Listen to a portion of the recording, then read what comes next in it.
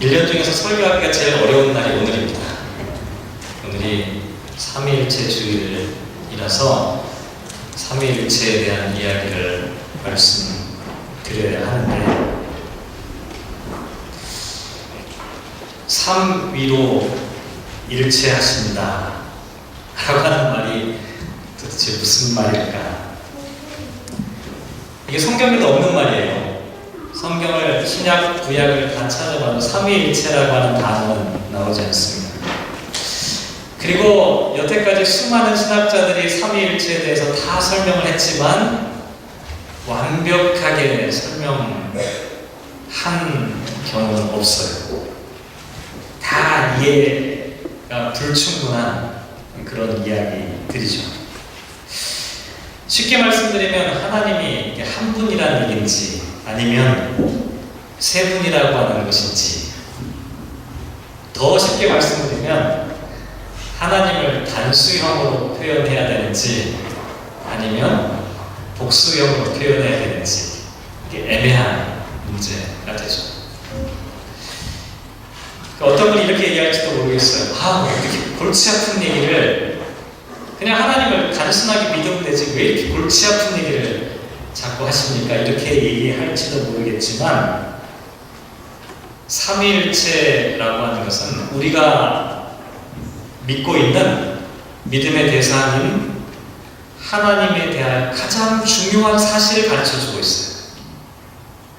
다시 말씀드려서, 하나님을 알고 싶다, 하나님이 어떤 분인지를 이해하고 싶다라고 하는 사람은 반드시 삼위일체 하나님을 알아야 되는 거죠. 그 삼위일체를 모르고는 하나님의 속성, 하나님의 본질을 우리가 접근할 수가 없게 되는 거죠.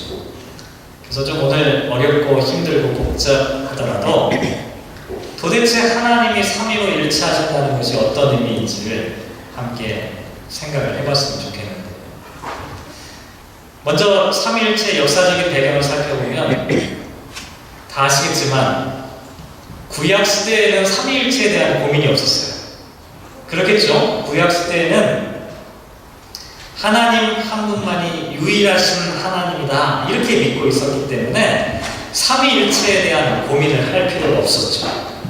그런데 초대교회를 지나가면서 예수님의 죽음과 부활을 경험한 그리스도인들이 자연스럽게 예수님이 하나님이다 라고 고백하기 시작했어요. 이때부터 문제가 시작되는 겁니다. 구약 때는 그냥 하나님만 믿으면 됐어요. 근데 신약 시대가 와서 예수님의 부활을 경험한 사람들이 예수님이 하나님이다 라고 고백하는 순간 혼란이 생겨나기 시작합니다. 예수님이 하나님이고 우리가 알고 있는 구약의 하나님도 하나님이라면, 나중에 이제 성령님에 대한 이야기까지 나중에 추가돼서 성령님도 하나님이라면 하나님이 세 분이 되는 것 아니냐, 이런 고민들을 이제 하기 시작하는 거죠. 여기에 대해서 어떤 사람들, 물론 잘못된 생각인데요, 이렇게 생각하는 사람들이 있었습니다.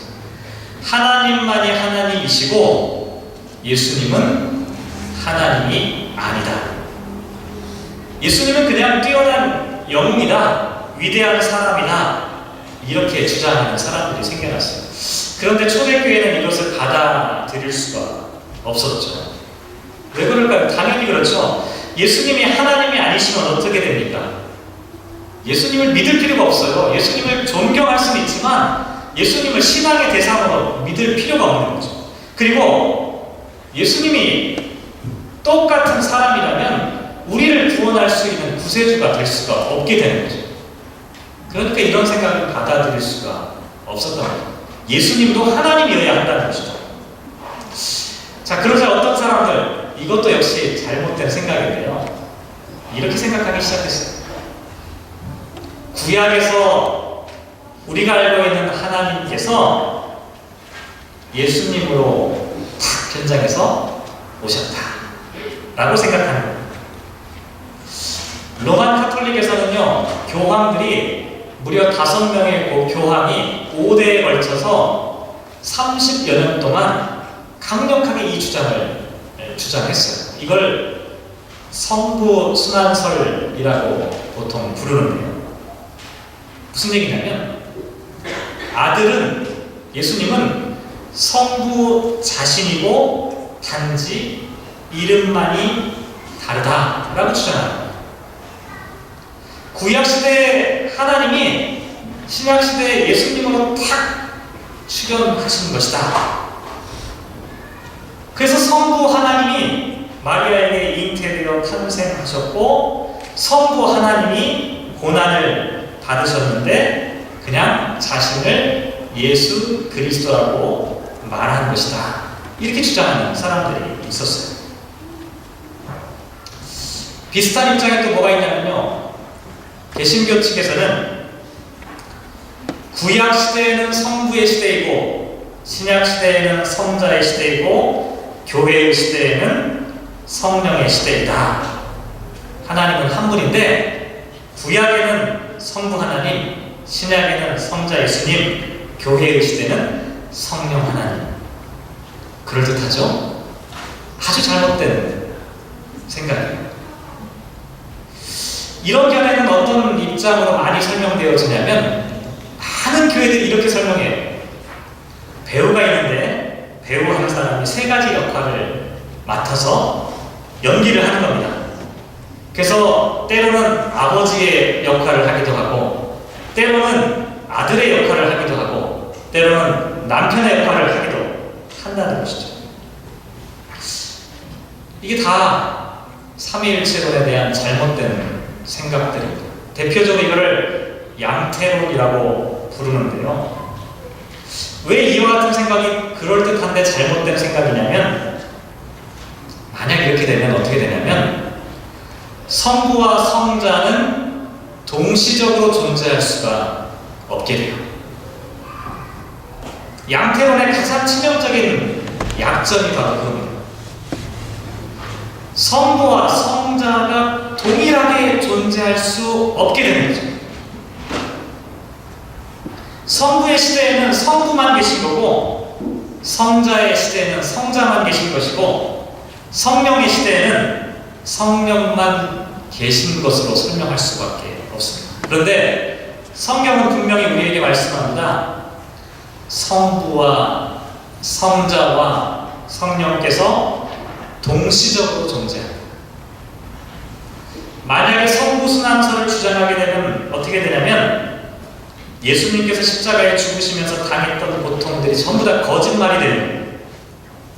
왜냐하면 성부 하나님이 예수님의 몸으로 그냥 완전히 탈바꿈해서 오셨다면 그 예수님은 인간이 아닌 거예요. 그러니까 십자가에서 당하셨던 그 고통은 다 거짓말인 거죠. 그러니 우리는 그런 주장을 받아들일 수가 없게 되는 거죠. 자, 이런 복잡한 문제들이 막 생겨나기 시작하니까 할 수 없이 교회의 대표자들이 모여가지고 회의를 하게 되었죠. 그게 325년 니케아라고 하는 곳에서 열린 공의회입니다. 교회들 간의 회의죠.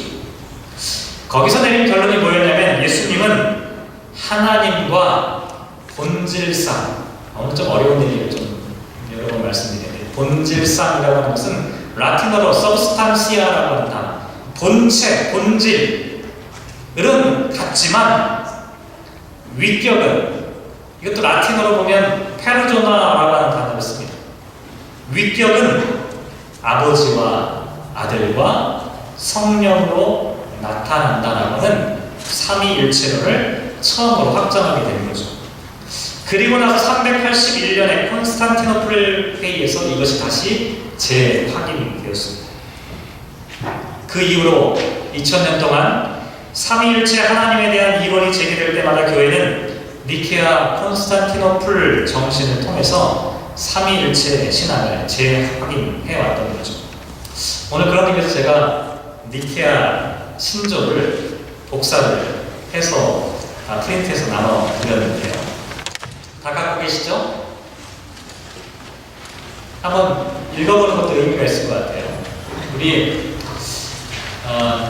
푸른 교회 친구들이 목소리가 얼마나 클지 모르겠는데 아주 할 수 있는 최대한의 목소리로 영어로 앞부분을 읽고 그 다음에 뒷부분은 한글말로 되어 있는데요. 그 뒷부분을 우리 모든 성도들이 함께 있는 걸로 한번 해보도록 할게요. 우리 푸른 교회 친구들 다 있죠?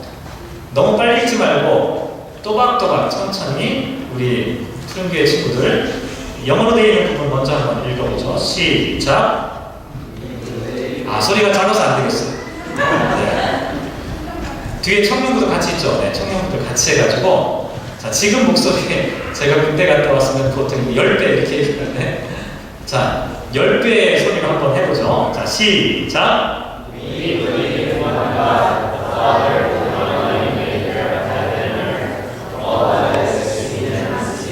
한글로요. 우리는 한 분 하나님을 믿습니다. 그분은 전능하사 천지를 창조하시고 보이는 것과 보이지 않는 모든 것을 지으신 아버지이십니다. 그 다음에 중고등부 청년 그 다음 이어서 시작.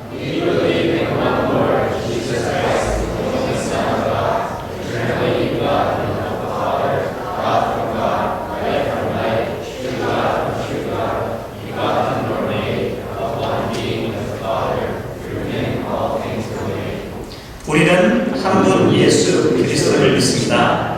그분은 영원한 아버지로부터 나신 독생자로서 빛으로 오신 빛이시로 참 하나님으로부터 오신 참 하나님이십니다.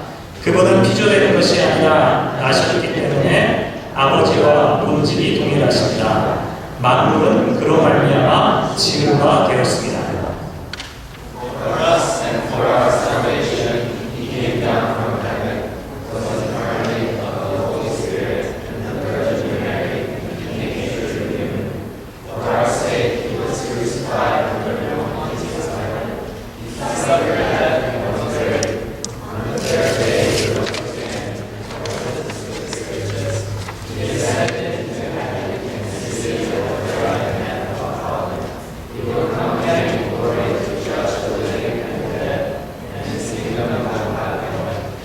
그분은 우리 인류와 우리의 구원을 위해서 하늘로부터 내려오사 성령과 동정녀 마리아를 통하여 성육신하셔서 인간이 되셨습니다.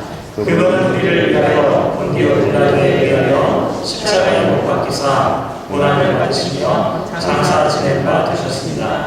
그리고 그분은 성경대로 사람에게 죽은 자들로부터 구원하사 하늘에 오르시고 하나님 우편에 앉으셨습니다. 그분은 살아있는 자와 죽은 자를 심판하기 위하여 영광 가운데 재림하시고 그의 나라는 영원 무궁할 것입니다.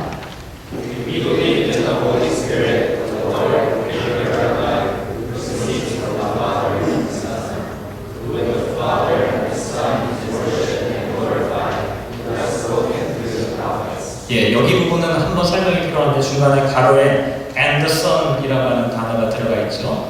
이 앤더슨이라고 하는 단어가 라틴어로 오면 필리오케라고 하는 단어로 되어져 있습니다. 이 단어 때문에 서방교회와 동방교회가 갈라지는 결정적인 이유가 되었던 것이죠. 서방교회는 이 단어를 삽입하자고 했고 동방교회는 이 단어를 빼자고 주장하면서 1000년 동안 함께했던 교회가 서로 간에 갈라지는 그런 계기였습니다. 어쨌든 그렇습니다. 그 밑에 부분 한글로 같이 읽죠. 시작. 우리는 주님이시고 생명의 부여자이신 성령님을 믿습니다. 그분은 아버지로부터 나오시고 아버지와 아들로 더불어 동일한 영광을 받으십니다. 이 성령님은 예언자들을 통하여 말씀하셨습니다.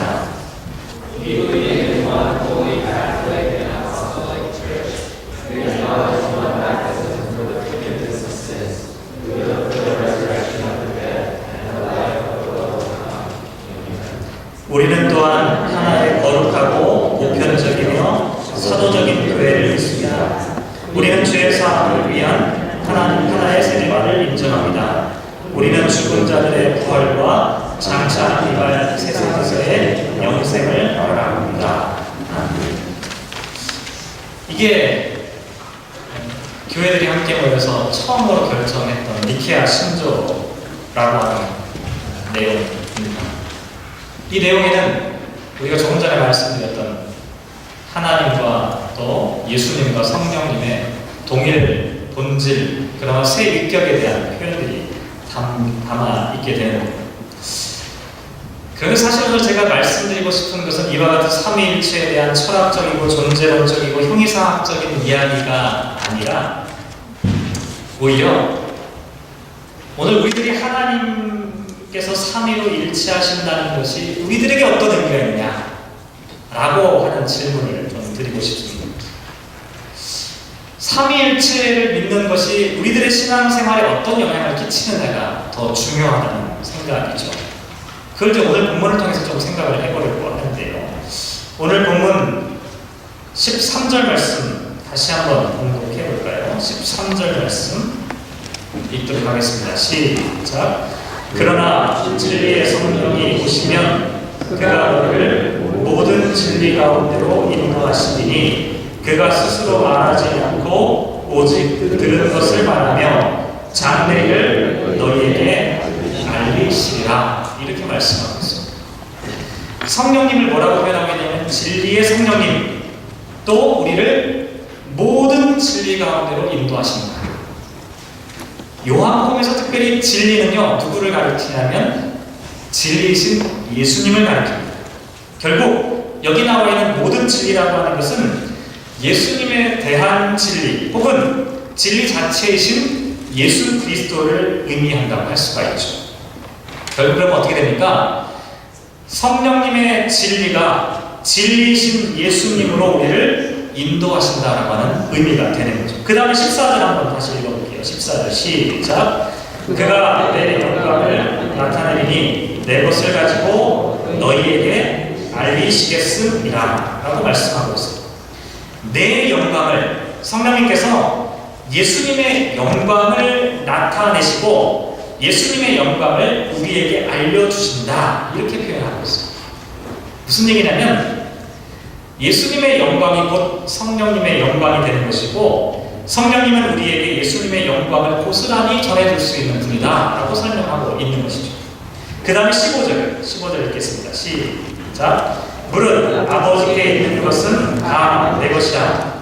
그러므로 내가 말하기를 그가 내 것을 가지고 너희에게 알리시리라 하였노라 라고 말씀하고 있습니다. 우스갯소리로 우리 그런 얘기 하잖아요. 네 거는 내 거고 내 거는 내 거라고 얘기하는데, 성부 하나님의 것이 전부 성자 예수님의 것이고 성령 하나님께서 성자 예수님을 성도들에게 알려주신다, 이렇게 되어 있습니다.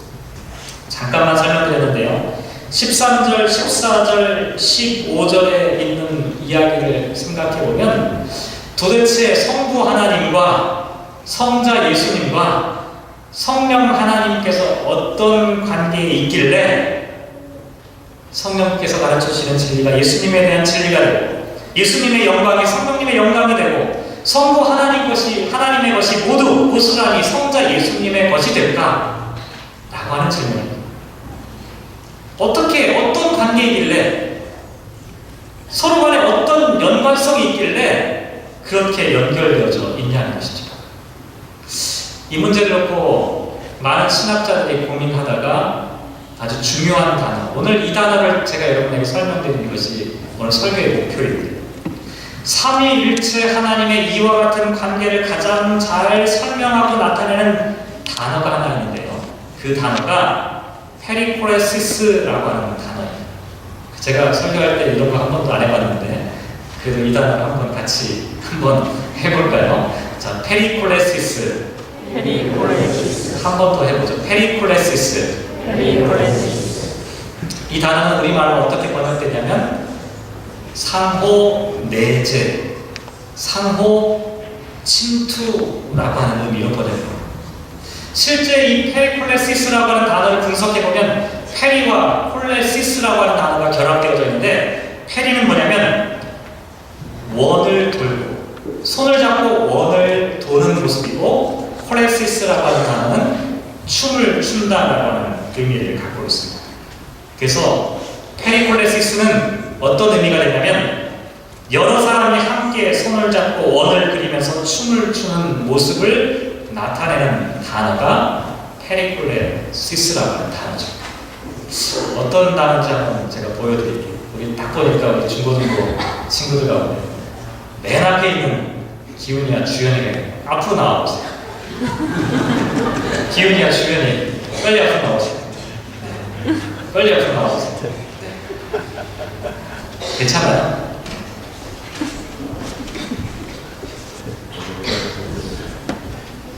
중고등부 애들 이런 거 시키면 진짜 싫어하는데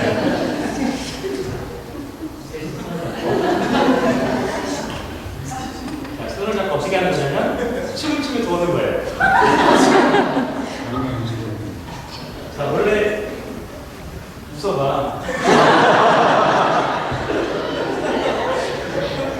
애들한테 너무 잔인한 거를 제가 시킨 것 같아요. 우리 수고한 친구들에게 박수해 주시고.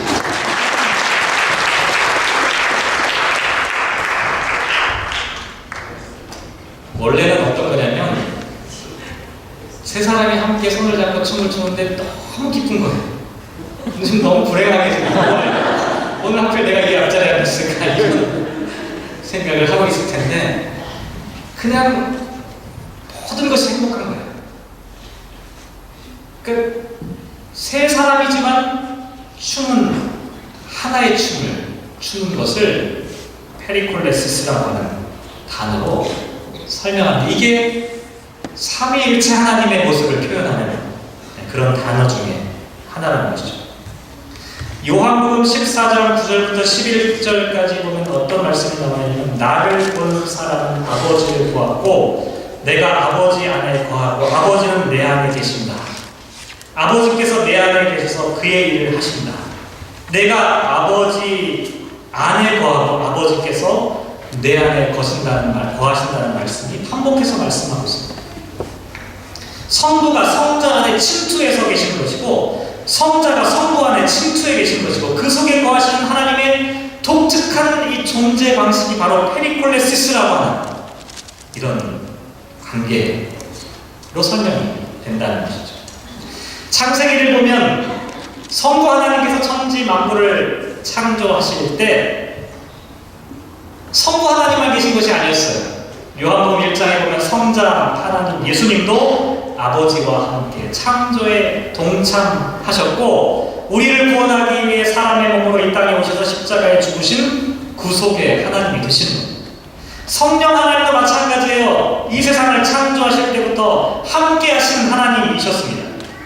특별히 성자 예수님께서 승천하신 후에 제자들에게 약속하신 바대로 이 땅에 오셔서 믿는 자들을 위하여 간구하고 도와주시는 하나님이신 거죠.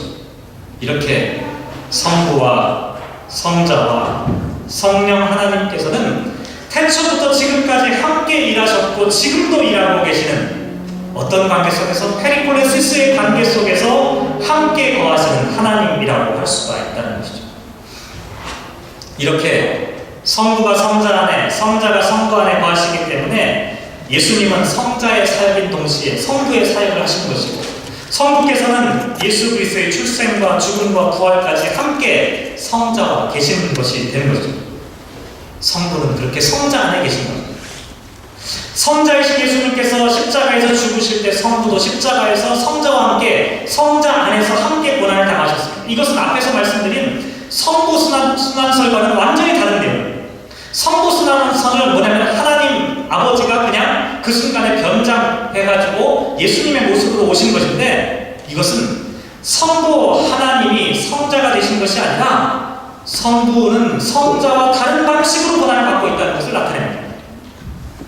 성자는 예수님은 성부와의 단절이라고 하는 고난을 받으신 것이고 성부이신 하나님은 자기의 독생자 외아들을 세상에 내어 주시기까지 죽으시기까지 내버려 두시는 그런 고난을 당하신 것이죠. 결국 그 십자가는 성부와 성자가 함께 고난받는 두 모습을 보여주는 그런 상징이라고 할 수가 있는 것이죠.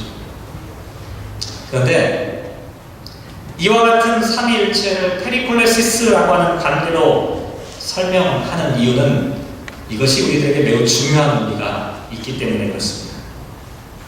반복해서 말씀드리지만 삼위일체 하나님은 삼위로 일체하는 페리콜레시스의 관계로 뗄래야 뗄 수 없는 지극한 사랑의 관계로 상호 내재하고 상호 침투하는 관계입니다.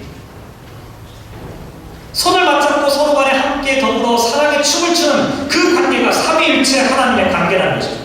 그런 의미에서 기독교를 많은 사람들이 무슨 종교라고 얘기합니까? 사랑의 종교라고 말하는 것은 지극히 정확한 표현입니다. 성부 하나님은 천지를 창조하신 이유가 사랑 때문입니다. 아들을 보내신 것도 사랑 때문입니다. 성령님을 보내신 것도 연약한 우리를 도우시려는 사랑 때문입니다. 아버지 하나님은 사랑 그 자체이시고 아들 하나님은 그 사랑의 화신이고 육신을 입고 사랑으로 이 땅에 오셨습니다. 성령 하나님도 사랑의 능력입니다. 그 사랑이 우리 가운데 역사하도록 우리를 도우시는 하나님이십니다. 그래서 우리가 삼위로 일체하시는 하나님을 믿는다라고 하는 것은 사랑이신 사랑의 관계 속에 있는 하나님을 믿는다라고 하는 것과 같은 의미가 된다는 것이죠.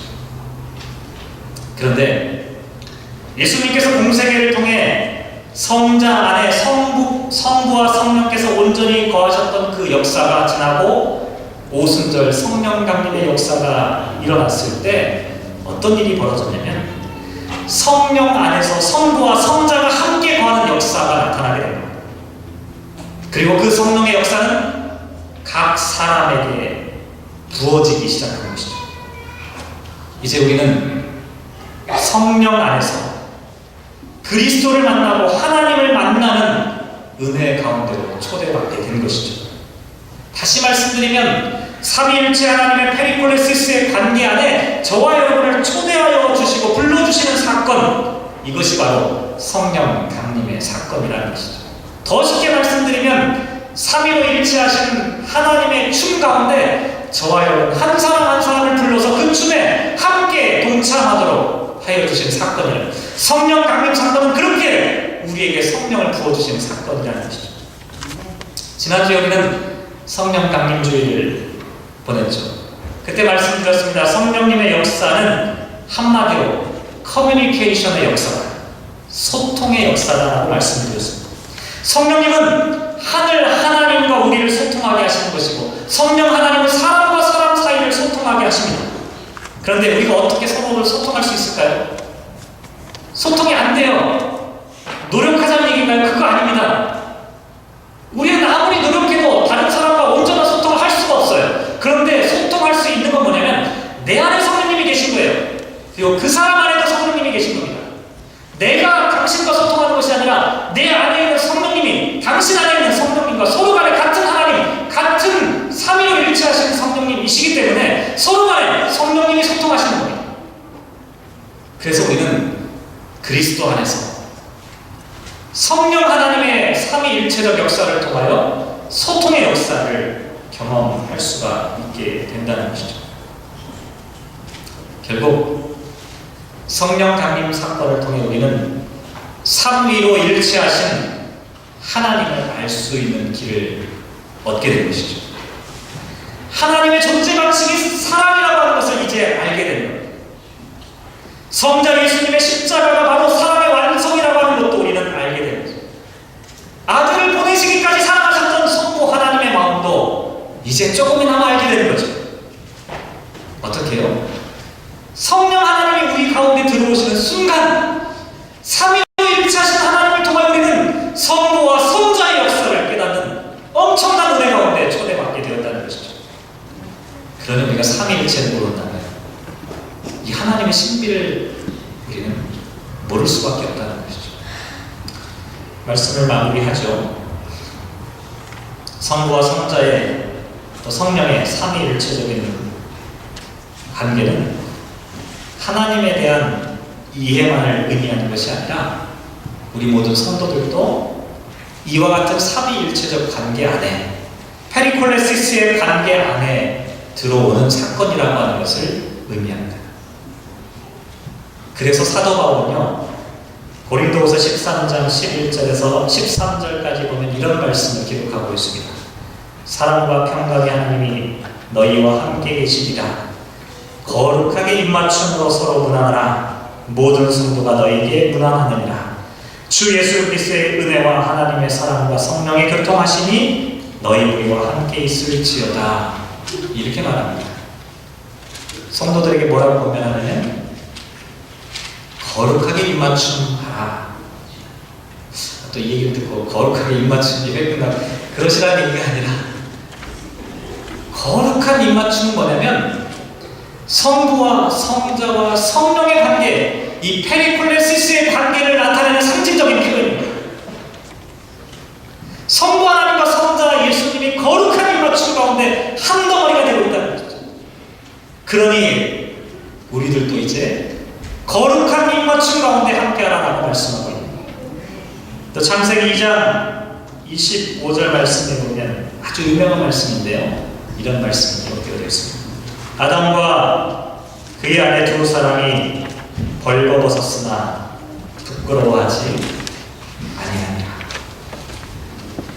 하나님께서 창조하신 첫 번째 사람이었던 아담과 하와는 하나님의 춤을 추는 사람들이었습니다. 하나님의 페리콜레시스 안에서 완전한 소통과 완전한 일치와 완전한 사랑의 관계를 이루며 살았던 사람이었습니다. 그걸 뭐라고 표현하냐면 헐거벗었지만 부끄럽지 않은 거예요. 서로 간에 완전한 소통이 되기 때문에 가릴 것이 없는 것을 나타내는 그런 표현입니다. 그런데 불행하게도 인간의 범죄와 타락으로 이 관계가 깨어진 거예요. 이 페리콜레시스가 단절됩니다. 그러니 우리의 소망이 무엇입니까? 사도 바울이 로마서 5장 1절에서 말씀하고 있는 것처럼 우리 주 예수 그리스도로 말미암아 하나님과 화평을 이루자. 예수 그리스도로 말미암아 하나님과 화평을 이루자. 하나님과의 화평의 관계를 회복하는 것, 이것이 잃어버린 에덴을 찾는 것, 이것이 새하늘 새 땅을 꿈꾸는 것입니다. 이것이 천국의 삶입니다. 그래서 삼위일체 하나님을 믿는 것은 이와 같은 천국에 대한 소망, 페리콜레시스가 완전히 회복되어진 새하늘 새 땅을 꿈꾸며 살아가는 성도의 삶이라고 할 수가 있습니다. 사랑하는 성도 여러분, 오늘은 삼위일체주의입니다. 삼위로 일체하신 하나님처럼 이 자리에 모든 성도들이, 모든 성도들 마음속에 있는 성령님을 통하여 일체함을 누릴 수 있는 그런 은혜가 있기를 주님의 이름으로 기원합니다. 기도하겠습니다.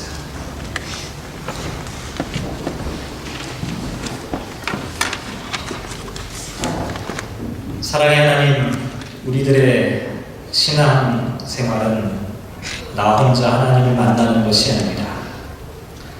하나님은 처음 인간을 공동체로 창조하셨고 또 예수님을 통하여 교회 공동체를 잉태하셨습니다. 하나님은 늘 공동체 가운데 삼위로 일체함을 이루며 존재하십니다. 우리도 이 땅 가운데 혼자 존재하는 것이 아니라 공동체로 살아갑니다. 문제는 우리가 어떻게 하나님의 성품과 하나님의 본질을 닮아 삼위로 일체하시는 하나님의 사랑의 속성을 닮아 우리들도 이 땅 가운데 사랑의 삶을 살아갈 것인지 하는 문제입니다. 하나님, 오늘 우리가 큰 숙제를 받았습니다. 삼위로 일체하신 하나님처럼 우리도 이 땅 가운데 하나님의 일체를, 하나님의 소통을, 하나님의 사랑을 증거하는 작은 하나님의 사람들로 살아갈 수 있도록 주님 인도하여 주옵소서. 함께 하시기를 소망하며 이 모든 말씀 예수님의 이름으로 기도합니다.